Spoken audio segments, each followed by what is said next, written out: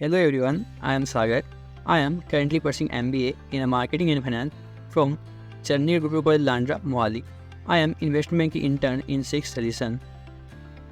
In this internship of investment banking intern, I have learned lot of things which make me an excellent candidate of finance in the corporate world, with all the understanding from basic to advanced and touch each and every topic of the financial industry. I have covered topic from various domains which include ratio analysis and the mutual fund, investment banking, understanding financial statement of the company such as Wipro, TCS, etc.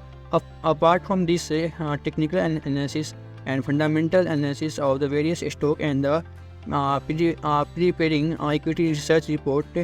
Along with it, I have learned financial modeling and in intraday trading technique. Then at the end, venture capital and the measure and acquisition.